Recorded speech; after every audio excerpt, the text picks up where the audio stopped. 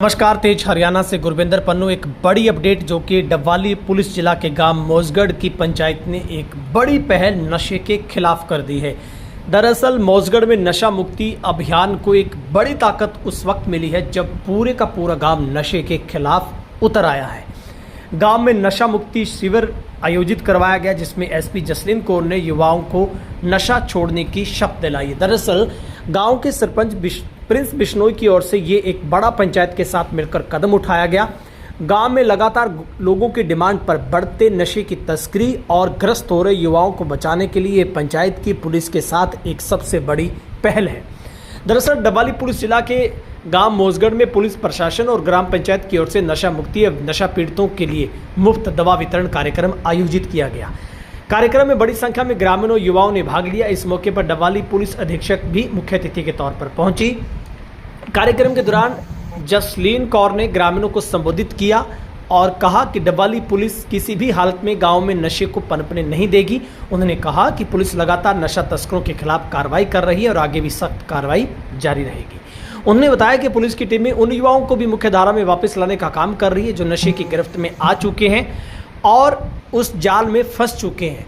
अब उनको भी उस जाल से बाहर निकालकर सामान्य जीवन की ओर लेकर आना समाज के लिए सकारात्मक संकेत है। गांव मौजगढ़ के सरपंच प्रिंस बिश्नोई ने भी कार्यक्रम में प्रशासन को पूरा सहयोग देने का भरोसा दिलवाया। उन्होंने कहा कि यदि गांव में कोई व्यक्ति नशा करता या नशा बेचता पाया गया तो उसकी तुरंत पुलिस को सूचना दी जाएगी। उन्होंने स्पष्ट कर दिया कि गांव में नशा तस्करों के साथ किसी तरीके की नरमी नहीं बरती जाएगी और पूरा गाँव एकजुट होकर नशे के खिलाफ खड़ा होगा और कोई भी पंचायत का मेंबर किसी भी सूरत में किसी भी तस्कर की जमानत नहीं करवाएगा। उन्होंने कहा कि गांव के युवाओं को गलत रास्ते पर जाने से रोकने के लिए पंचायत लगातार जागरूक अभियान चला रही है। ग्रामीणों से भी अपील की कि इस लड़ाई में पुलिस और प्रशासन का सहयोग करें। कार्यक्रम में नशा मुक्ति अभियान के तहत जुड़े जन स्वास्थ्य अधिकारी डॉक्टर हरसिमरन सिंह ने बताया कि वो लगातार युवाओं को नशा छोड़ने के लिए प्रेरित कर रहे हैं। उन्होंने कहा कि नशा पीड़ित युवाओं को नियमित रूप से दवाइयाँ परामर्श दिया जाता है ताकि वे जल्द से जल्द बुरी लत से बाहर निकलकर वापस उस मुख्य धारा में आ सकें। कई युवाओं ने सार्वजनिक रूप से नशा छोड़ने की शपथ ली। गांव को नशा मुक्त बनाने का संकल्प लिया गया। ग्रामीणों ने कार्यक्रम में बढ़ चढ़कर भाग लेते हुए नशे के खिलाफ एकजुट होकर लड़ाई लड़ने का भरोसा दिलवाया। और आईपीएस जसलीन कौर ने कहा, चेतावनी दी। उन्होंने कहा कि यदि उन्होंने रहते समय में नशे का कारोबार नहीं छोड़ा तस्करों ने तो उनके खिलाफ कड़ी से कड़ी कार्रवाई की जाएगी। इस मौके पर आईपीएस जसलीन कौर का मीडिया से बातचीत में क्या कुछ कहना है, डॉक्टर्स का और सरपंच की तरफ से क्या ऐलान किया गया, आपको सुनवाते हैं।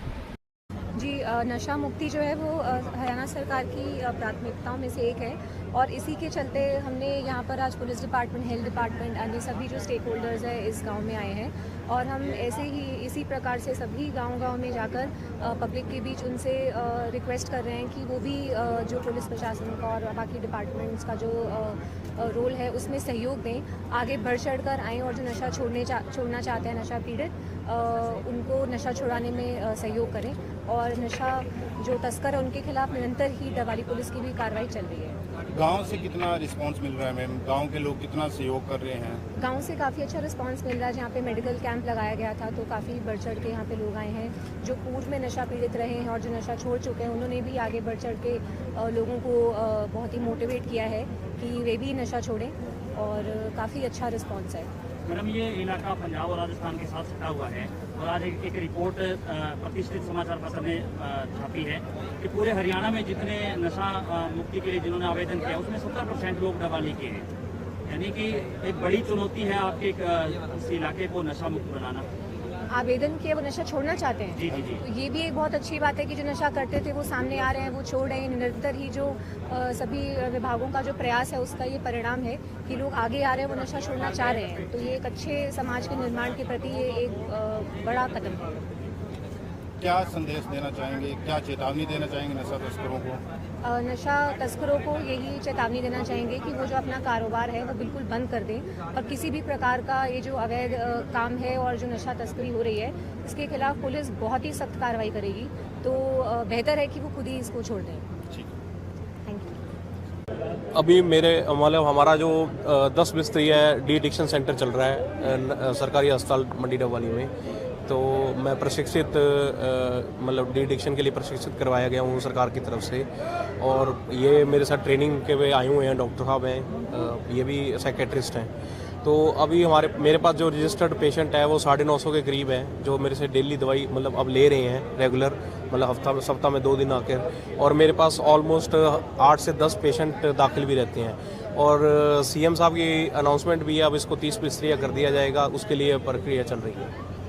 कितना रिस्पांस मिल रहा है सर? लोग छोड़ रहे हैं ना? छोड़ रहे नहीं पढ़ रहे हैं, मतलब छोड़ रहे हैं। बेसिकली हम उनके काउंसलिंग सेशन भी करवा रहे हैं। हमारे पास काउंसलर भी आते हैं प्रत्येक मंगलवार और शुक्रवार को काउंसलर भी उनकी काउंसलिंग करते हैं।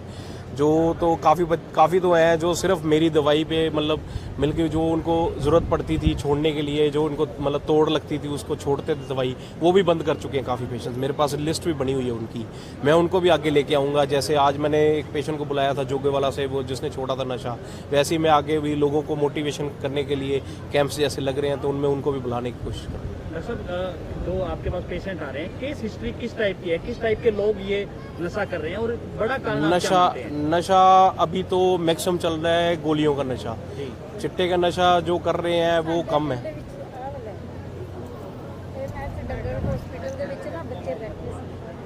एक सेकंड बात। ठीक है जी। तो अभी जो नशा चल रहा है मतलब अलग अलग प्रकार का नशा चल रहा है, जैसे जैसे मिलता है। लेकिन मतलब शुरुआत होती है जब हम उनसे हिस्ट्री लेते हैं तो वो कहते हैं कि हम पहले पोस्ट खा रहे थे, अफीम खा रहे थे, वो अफीम और पोस्ट मिलनी बंद हुई, उससे सख्ती हुई तो गोलियों पे आ गए, गोलियां नहीं मिलती तो फिर हम चिट्टा का सेवन करने लगी। लेकिन वही है कि चिट्टा लेके वो कम मात्रा में ज़्यादा असर करता है, इसलिए वो उस पर शिफ्ट होने लगे।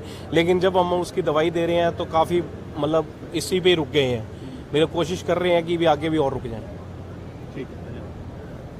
नशे पे बात ऐसा है साहब, ये कई सालों से मतलब 3-4 सालों से हमारा गांव बहुत ज़्यादा ग्रस्त हो गया था। लेकिन अब आम जन में जब घर घर में पुकार होने लग जाए और जब खाकी का एक खौफ और खाकी वर्दी भी साथ देने लग जाए समाज में, तो जब दोनों का कॉम्बिनेशन बनेगा तो अवश्य ये नशा इस गांव से दूर जाएगा।